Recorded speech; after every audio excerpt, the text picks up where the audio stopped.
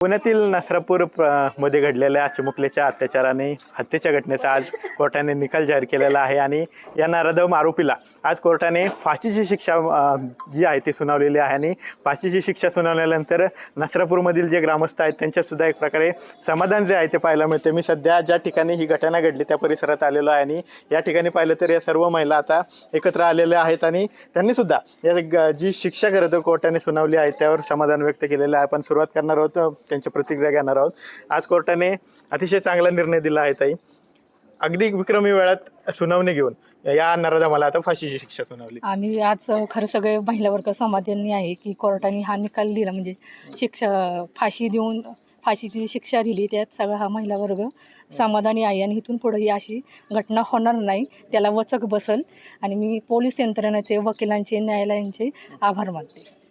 ताई यांनी पोलीस यंत्रणा वकील असतील त्यांचे आभार मानलेत। पोलिसांनी अगदी खरं तर चांगलं काम केलं आहे। अगदी 15 दिवसात त्यांनी 1200 पानांचं आरोपपत्र सादर केलं आणि लवकरात लवकर सुनावणी होऊन आता अवघ्या 59 ते 60 दिवसात आरोपीला शिक्षा झाली। निश्चितच या निकालावर आम्ही अगदी सुरुवातीपासून आम्ही संदीप गिल साहेबांचा, आपले SP पुण्याची, त्यांच्या तपासावरती आम्ही समाधानी होतो। त्यांनी आम्हाला दिलेला शब्द पाळला। जेव्हा आम्ही चेलाडीला रास्ता रोको केला तेव्हा त्यांनी आम्हाला शब्द दिला होता काही, त्यानंतर त्यांनी ते प्रकरण अगदी सिरियस घेतलं।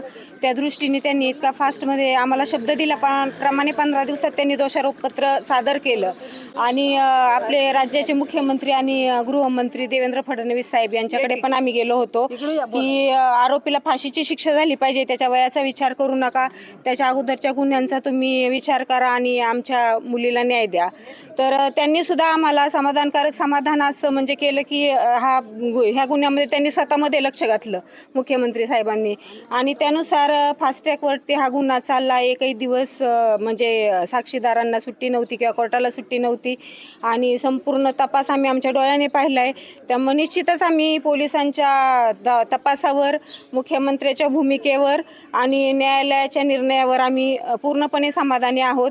आता फक्त मागणी एकच आहे की ही जी फाशीची शिक्षा झालेली आहे ह्याची लवकरात लवकर अंमलबजावणी व्हावी आणि पुढेही आरोपीला माफी मिळू नये ही आमची अगदी म्हणजे कळकळीची विनवणी आहे, कारण त्याशिवाय ह्या घटनांना चाप बसणार नाही आणि निश्चितच आता नसरापूर आणि परिसरामध्ये असं कृत्य करताना ती व्यक्ती विचारच करणार की इथले नागरिक किती जागरूक आहेत आणि इथल्या महिला किती जागरूक आहे आणि हा समाज आता किती जागरूक झालेला आहे आणि हे दाखवून देण्याचं काम ह्या न्यायाने आज केलेलं आहे। आपण पाहतो की कशा प्रकारे या महिलांच्या प्रतिक्रिया आहेत। अगदी पहिल्या दिवसापासून या सर्व ग्रामस्थ असतील, महिला असतील, आक्रमक होत्या आणि आता या प्रकारे कोर्टाने फाशी सुनावली। त्या फाशी सुनावल्यानंतर ही प्रतिक्रिया आपल्याला पाहिली म्हणजे कोर्टाने फाशी सुनावली। तुमची काय भावना?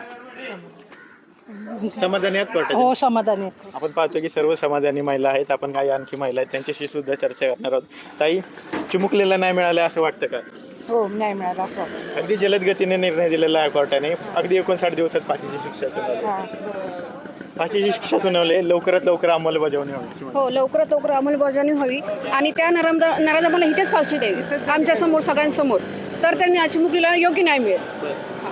आपण पाहतो की कशा प्रकारच्या खरं तर भावना या महिलांच्या आहेत। आता एक प्रकारे त्या चिमुकलेच्या नराधमाला म्हणजे जो अत्याचार करणारा नराधम होता त्याला फाशीची शिक्षा झाल्यानंतर एक प्रकारचं समाधान या सर्व महिलांच्या मध्ये असल्याचं आपल्याला पाहायला मिळते। कॅमेरा पर्सन किरण आंबेकीसह विनय जगताप, TV9 मराठी, भोर, पुणे।